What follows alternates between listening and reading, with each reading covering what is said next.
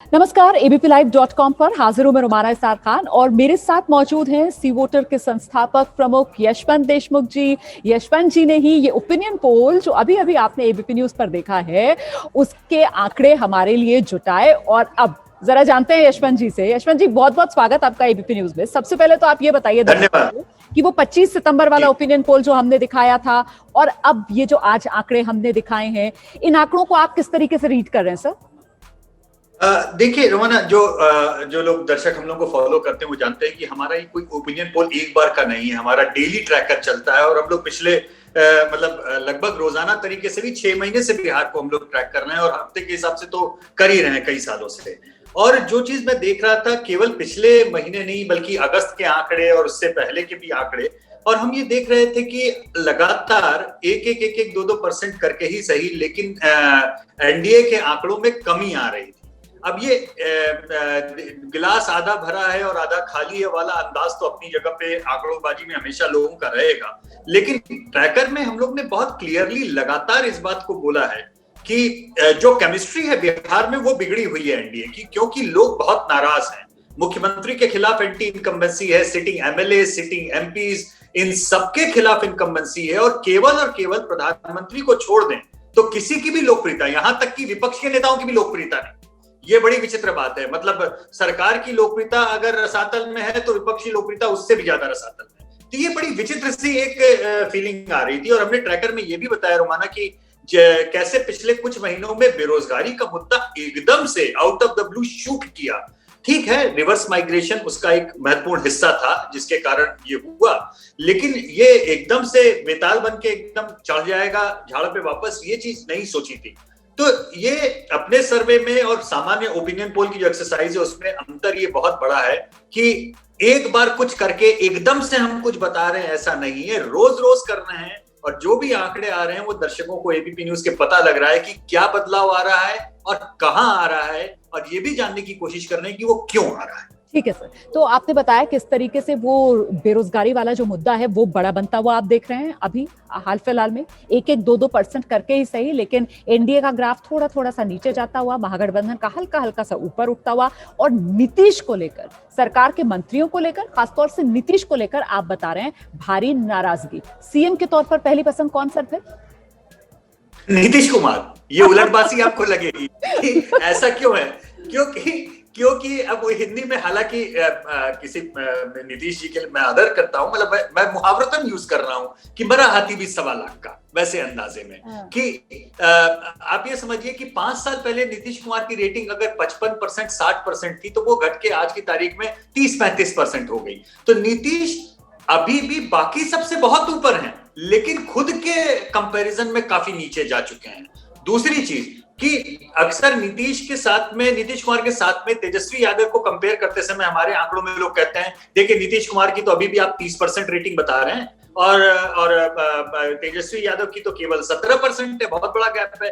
पूरी तरह बात सच नहीं है, क्योंकि हमारे सर्वे में हमने लालू यादव जी का भी नाम हम रखते हैं, जो लोग उनको मुख्यमंत्री के रूप में देखना चाहते हैं। तो तकरीबन मैंने देखा है कि इतने महीनों में ट्रैकर में 9-10% के आसपास लोग लालू यादव जी के नाम का भी अभी भी नाम लेते हैं। तो अगर लालू यादव का नाम हटा दीजिए तो वो आरजेडी के जो कोर समर्थक हैं वो पूरी तरीके से एक तरह से तेजस्वी के खाते में ही जाएंगे। तो उस स्थिति में तेजस्वी का जो नंबर है वो 17 ना होकर के शायद 26-27% के आसपास दिखाई देगा। और जब आप वो 30% और 27% अब ऐसे आंकड़ों को देखें तो आपको लगेगा नहीं, ये तो मामला कुछ अलग है। दूसरी चीज कि सिमिलर इसी तर्ज पे जो मुख्यमंत्री के नाम है उसमें 2 बड़े नाम भाजपा के नेताओं के भी उभर के आते हैं। उसमें से एक सुशील मोदी का और दूसरा गिरिराज सिंह का। ये दोनों का ही नाम भी करीबन 5-6% के ऊपर आता है, यानी 12% के आसपास की रेटिंग ये बीजेपी के ऐसे नेताओं की आती है जो मुख्यमंत्री की दौड़ में सीधे नहीं है, लेकिन बीजेपी के भी वोटर नाराजगी के बावजूद भी तेजस्वी के सामने कंपैरेटिवली नीतीश कुमार का नाम लेना पसंद करते हैं। ठीक है सर, आपने क्योंकि बीजेपी नेताओं के नाम का यहाँ पर जिक्र कर दिया मुख्यमंत्री के पसंद के तौर पर, और ऐसे में एक बड़ा फैक्टर, क्या आपको लगता है कि इस चुनाव में चिराग पासवान बनते हुए नजर आ रहे हैं, जो इसीलिए लड़ाई लड़ रहे हैं एनडीए से अलग होकर कि बिहार को इस बार नीतीश कुमार नहीं बल्कि बीजेपी का सीएम मिलना चाहिए? चिराग भारत के सबसे बड़े मौसम वैज्ञानिक के पुत्र माने जाते हैं, तो ट्रेनिंग उनको विरासत में मिली है कि क्या पहचाने क्या पकड़े। मुझे लगता है कि उन्होंने एंटी इनकम्बेंसी का सेंटिमेंट अच्छे से पकड़ लिया है और उन्होंने ये भी समझ लिया कि प्रधानमंत्री मोदी अत्यधिक पॉपुलर है, बहुत ज्यादा पॉपुलर है, इसलिए मोर्चा केवल एक ही खोलो। मतलब मोर्चा बोलते रहो कि प्रधानमंत्री का मैं हनुमान हूं, मैं प्रधानमंत्री मेरे मन में है, मेरे सीने में है, और मोर्चा मेरा नीतीश के खिलाफ है। यानी बहुत ही समझदारी से वो प्रो बीजेपी के सेंटीमेंट को अपने साथ में ले रहे हैं, एंटी नीतीश के सेंटीमेंट को साथ में ले रहे हैं, लेकिन अभी भी लालू वाले सेंटीमेंट पे नहीं गए, क्योंकि उनको ये भी पता है कि प्रधानमंत्री और लालू दोनों चीजें मेरी एक साथ नहीं चल सकती। तो वो बहुत सावधानी से खेल रहे हैं। इस सावधानी से खेल में अच्छा और बुरा दोनों हो सकता है। अच्छा जो वो चाहते हैं कि किसी भी तरीके से वो 10, 12, 15, 20 सीटें लेकर के किंग मेकर की भूमिका में आए और नीतीश कुमार नंबर 2 के बजाय नंबर 1 के बजाय नंबर 2, नंबर 2 के बजाय नंबर 3 और नीचे चले जाएं, ताकि उनकी भूमिका बड़ी हो जाए। बुरा यह हो सकता है इस पूरे खेल में कि वो खुद हो सकता है कुछ भी न जीते और बड़ी तादाद में नीतीश को हरवा दें। ऐसे में नीतीश की सीटें कम होने का फायदा कोई बीजेपी को नहीं मिलेगा एक सीमा से ज्यादा। अगर नीतीश कुमार की सीटें बहुत बड़ी तादाद में घट गई तो उसका फायदा सीधे तेजस्वी यादव को होना है, क्योंकि वही मेजर इलेक्शन लड़ रहे हैं। तो ये एक ऐसा दांव है जिसे कैलकुलेटेड रिस्क कहा जाता है। अगर ये चल गया तो अपने तरीके से चलेगा, नहीं चला तो बहुत भारी नुकसान भी एनडीए को करके जा सकता है। तो दरअसल मैं समझना ये चाह रही थी कि एलजेपी जिस तरीके से अलग हुआ, क्योंकि जब हमने 25 सितंबर को किया था तब फॉर्मली चिराग पासवान अलग नहीं थे एनडीए से। अब क्या हालात बदले हैं जमीन पर? क्या लोगों के नजरिए और ओपिनियन में बदलाव आया है, या ये संदेश जा रहा है क्या जो चिराग देने की कोशिश कर रहे हैं कि दरअसल एलजेपी बीजेपी के ही साथ है?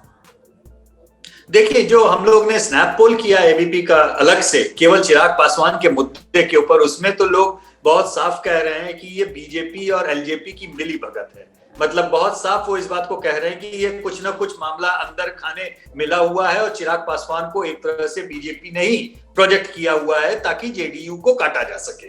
अब इतना करने के बाद में भी उसमें एक चीज बहुत ध्यान देने की बात है ना, इसी उस स्नैप पोल में हमने एक सवाल ये भी पूछा लोगों से कि लालू बनाम नीतीश में किसका राज बेहतर था, और यहां पर आकर के मामला थोड़ा अटका, क्योंकि 2/3 लोगों ने बोला कि नीतीश का राज बेहतर है और 2/3 ये बोलने वालों में पासवान के भी लोग शामिल। मजे की बात यह है, तो नाराजगी अपनी जगह है बरकरार। कोरोना के कारण वो और ज्यादा घनीभूत हो गई है, बड़ी हो गई है या जी, और लेकिन उसके बावजूद भी ये कहना चाहिए कि ऐसा नहीं है कि लोगों ने लालू राज को माफ कर दिया या उसको वो भूल गए हैं। इतना जरूर है, एक महत्वपूर्ण आंकड़ा जो मैं आपको और दर्शकों को देना चाहूंगा, हम ये ना भूलें कि इस समय बिहार में 20% से ज्यादा मतदाता, मतलब हर 5वां मतदाता उस पीढ़ी का है जो या तो लालू यादव के राज के बाद में पैदा हुआ है या जिस समय था भी तो 5-7 साल का था, मतलब जिसकी स्मृति में लालू यादव का राज नहीं है। तो ये एक नया वोटर, हर 5वां वोटर ये है जिसने जीवन में केवल और केवल नीतीश बाबू का राज देखा है। सर आज ही नीतीश कुमार जो है वो चुनावी रैली में इसीलिए लोगों से ये कह रहे थे कि पूछो अपने बाप से कि जब लालू का राज था तो कितने स्कूल खोले, पूछो अपनी माता से जब लालू का राज था तो क्या हालात थे कानून व्यवस्था के। अब आप ये समझाइए दर्शकों को कि इस वक्त जो लोग नीतीश की वापसी चाहते हैं, क्या उसके पीछे बड़ी वजह वो 15 साल के जंगल राज को ही रखते हैं? मेरे ख्याल से ज्यादातर बड़ा कारण उसका यही है। और ये भी एक कहना चाहिए कि शायद जो सबसे ज्यादा नाराजगी इस समय एकदम से दिख रही है उसका बहुत बड़ा एक कारण कोरोना है, इसमें कोई संदेह नहीं। देखिए, पूरे भारत में बिहार एक ऐसा राज्य है जिसके ऊपर रिवर्स माइग्रेशन के कारण सबसे ज्यादा असर पड़ा है हर तरीके से। बेरोजगार लोग एकदम से भरे बड़े, गरीबी है, पैसा लोगों का भेजना जो घर में बाहर से कमा के भेजते थे वो कम हो गया, तो उसका असर पड़ा और बिहार उसका भुक्तभोगी है, इसमें कोई शक नहीं होना चाहिए। लेकिन साथ में एक और बात भी है, चाहे जो भी कारण रहा हो, लेकिन जो एनडीए के एमपी मिनिस्टर और एमपी खास तौर पे ये जो पिछले 6 महीने से बाहर नदारद हैं, वो अपने क्षेत्र में जैसे गए नहीं है, उसका गुस्सा बहुत ज्यादा दिख रहा है। हमारे आंकड़ों में भी दिख रहा है, हमारे रिसर्चर्स जो क्वालिटेटिव रिपोर्ट फाइल करते हैं एक एक सीट से, उसमें उनका कहना है कि ये 6 महीने में लोगों का गुस्सा इसलिए भी बढ़ा है क्योंकि एमपी एमएलए गए ही नहीं है लोगों से मिलने। ऐसे हालत में अगर ज्यादातर एमपी, ज्यादातर एमएलए, ज्यादातर मिनिस्टर ये सब आप ही के घर के हैं। देखिए इस समय इनकम्बेंसी का आलम यह है वहां पर कि चाहे वो लोकल गवर्नेंस हो म्युनिसिपैलिटी लेवल की, चाहे राज्य की या केंद्र की, हर लेवल पे अगर एनडीए ही सत्ता में है तो लोगों का गुस्सा फिर वहीं निकलेगा। अब इन सारे लेयर्स में सिवाय प्रधानमंत्री के कोई चीज पॉजिटिव नहीं है। तो प्रधानमंत्री अकेले अपनी पॉजिटिविटी से कितना खींचेंगे और कितना खींचना चाहिए, दोनों चीजें। क्यों खींचना चाहिए? Why should prime minister bail them out? क्योंकि प्रधानमंत्री भी ये कभी ना कभी ये चाहेंगे कि भाई मेरी कैपिटल जो है, सोशल कैपिटल है, ये मैं अपने चुनाव में खर्च करूं। पिछले 6 साल में उन्होंने खर्च किया रोमाना, क्योंकि उसका कारण बहुत साफ था। बीजेपी के पास में या एनडीए के पास में राज्यसभा में बहुमत नहीं था और बिना राज्यों में सरकार बनाए राज्यसभा की सीटें नहीं आनी थी।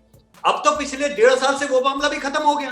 बिल्कुल। जब वो मामला ही खत्म हो गया तो अब प्रधानमंत्री को किस बात के लिए जबरदस्ती पड़ी है कि एनडीए या बीजेपी के खराब सीएम या खराब चल रही सरकारों को जबरदस्ती अपना नाम दांव पे लगा करके जबरदस्ती बचा।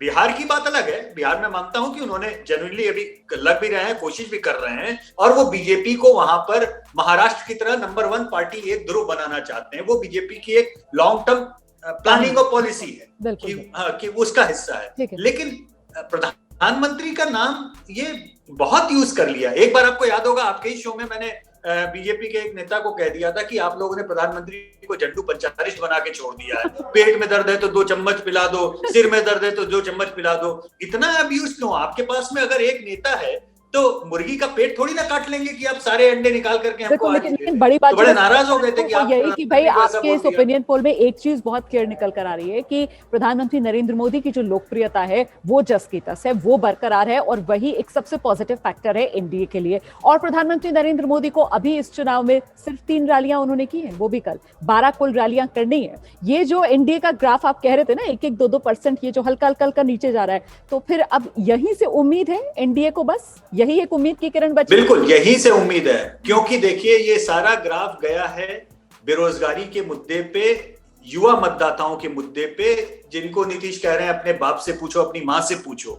और चूंकि तेजस्वी युवा हैं इस नाते उस चीज को बटोर रहे हैं। लेकिन हम ये एक बात न भूलें कि भारत में इस समय युवाओं के आइकन जो है वो युवा नेता नहीं बल्कि प्रधानमंत्री। तो एक तरह तो ये तुरुप का हिक्का है जो अंत में बीजेपी को खेलना ही पड़ा। ये बात ठीक है, उन्होंने मास्टर बैट्समैन समय क्योंकि मेरे पास कम है, मैं जानती हूँ आप भी बहुत बिजी हैं। चलते चलते बस एक आखिरी सवाल, इस बार क्या आपको लगता है कि बिहार के अंदर एस्पिरेशनल वोट वो क्रूशियल हो सकता है? मतलब अभी तक जो बिहार के लिए कहा जाता था कि जात पर बिहार में तो वोट पड़ता है, क्या इस बार न जात पर न बात पर बल्कि बिहार एस्पिरेशन के लिए वोट कर सकता है? क्या बिहार एस्पिरेशन से ज्यादा नाराजगी पे वोट नहीं कर सकता है? देखिए बहुत महीन बात बोल रहा हूं आपको।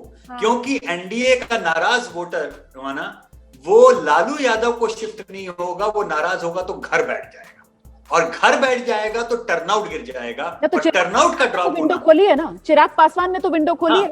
चिराग पासवान को एक सीमा तक ही उसका लाभ मिलेगा, लेकिन उसके बियॉन्ड अगर बड़ी तादाद में अगड़े मतदाता जो नॉन यादव ओबीसी है, जो बीजेपी का कोर वोट है, नाराज हुआ तो घर बैठेगा। इसीलिए प्रधानमंत्री की चुनौती यह है न केवल युवा मतदाताओं को वापस क्लिक करें बल्कि अपने लोगों को, अपने नेटवर्क को बोलें कि भाई घर मत बैठना, निकल के वोट डाल। चलिए, तो मतलब 10 नवंबर से पहले 28 अक्टूबर, 3 नवंबर, 7 नवंबर वोटर टर्नआउट कितना रहता है उससे भी बहुत कुछ तस्वीर साफ हो पाएगी। बहुत बहुत धन्यवाद यशवंत जी हमारे साथ बने रहने के लिए sir, thank you so much. ABP news आपको रखे आगे।